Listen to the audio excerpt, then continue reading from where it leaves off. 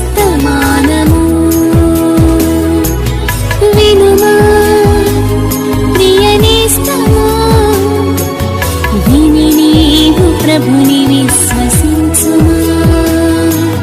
వినుమా ప్రియ నేస్తమా, విని నీవు ప్రభుని విశ్వసించుమా. Praise the lord. దేవునికి స్తోత్రం. అనుదిన మన్నా అనే ఈ ఆధ్యాత్మిక కార్యక్రమాన్ని వీక్షిస్తున్న ప్రియ సోదరి సోదరులారా, మన ప్రభు అయిన యేసుక్రీస్తు నామం పేరట మీకు శుభాలు వందనాలు తెలియచేయుచున్నాను.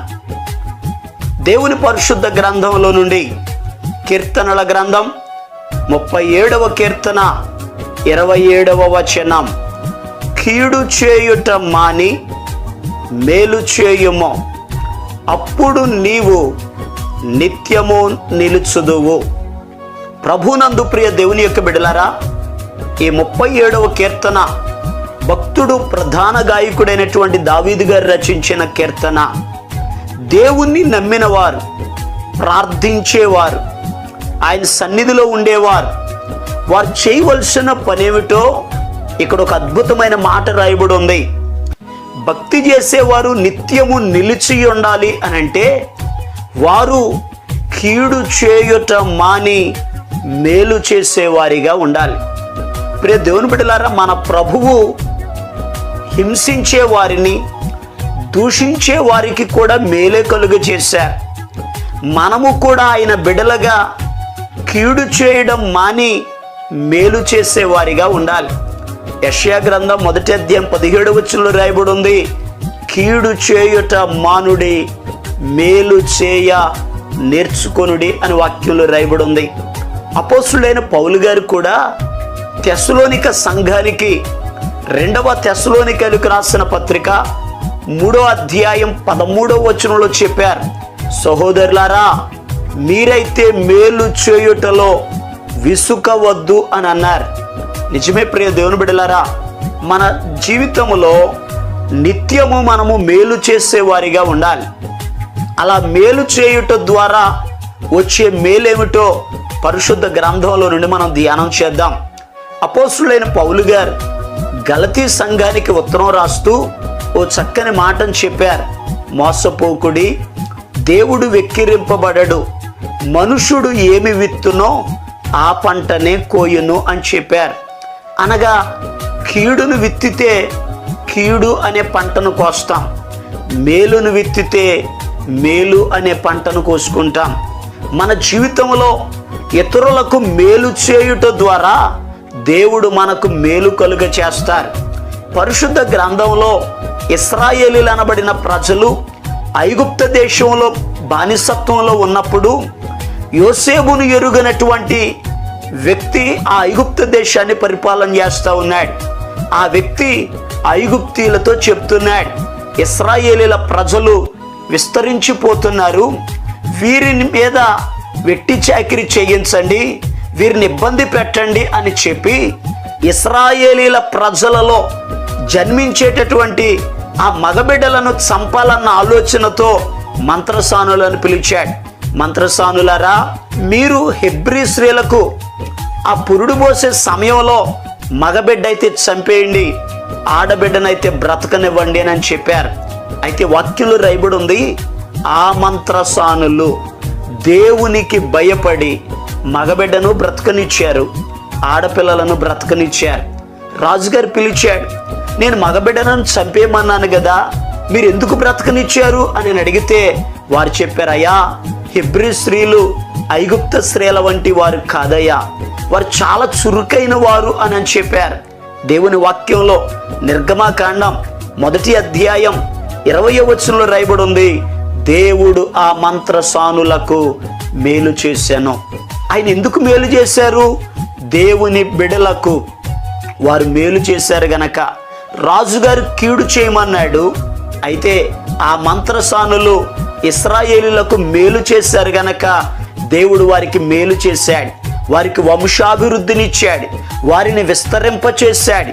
ఈరోజు ప్రియ దేవుని బిడ్డలారా, మనం మేలు చేస్తే మేలును మనం పొందుకుంటాం.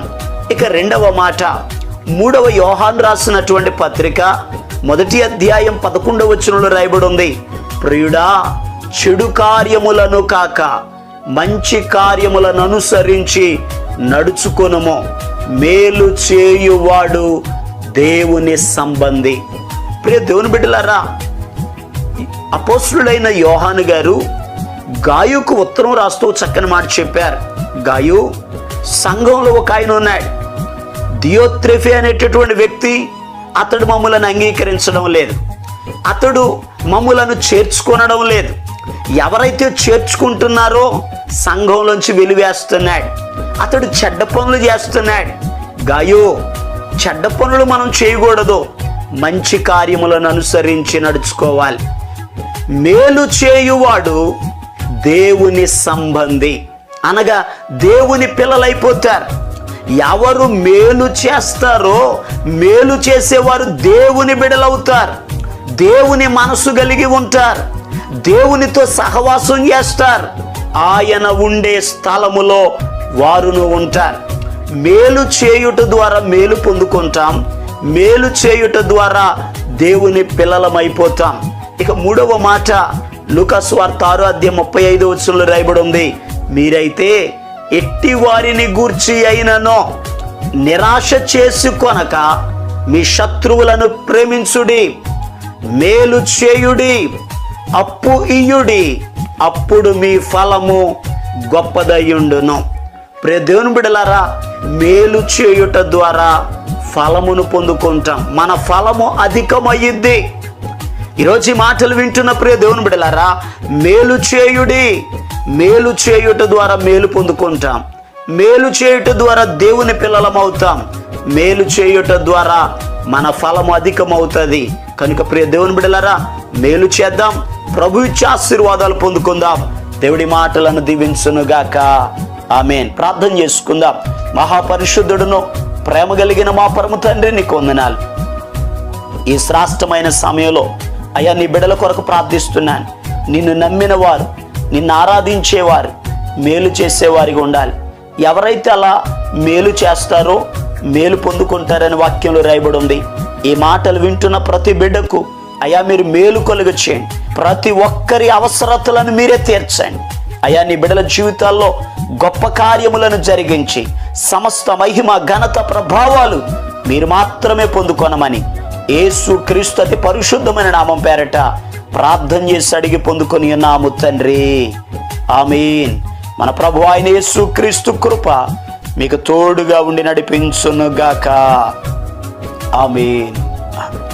ఈరోజు పుట్టినరోజు మరియు పెళ్లి రోజు జరుపుకుంటున్న వారికి సీసలి మన్నా చర్చి తరపున మా కుటుంబ పక్షముగా మీకు శుభాలు తెలియపరుస్తున్నాం. May God bless you. దేవుడు మీకు తోడుగా ఉండి మిమ్మల్ని ఆశీర్వదించునుగాక.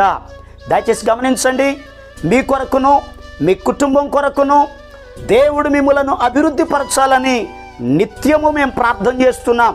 ఏమైనా ప్రార్థన అవసరతలు ఉన్న ఎడల ఈ స్క్రీన్ మీద కనబడుతున్న నెంబర్కి ఫోన్ చేసి తెలియపరచండి. ప్రియ దేవుని బిడ్డలారా, అనుదిన మన్నా అనే ఈ వర్తమానాలు మీ స్నేహితులకు మీ బంధువులకు కూడా షేర్ చేయండి. మన్నా చర్చ్ సీసలి అనే ఈ యూట్యూబ్ ఛానల్ను సబ్స్క్రైబ్ చేయండి. అందరికీ వందనాలు.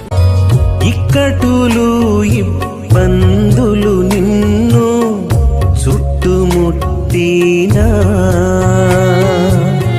ఇక్కటులు ఇబ్బందులు నిన్ను చుట్టుముట్టినా,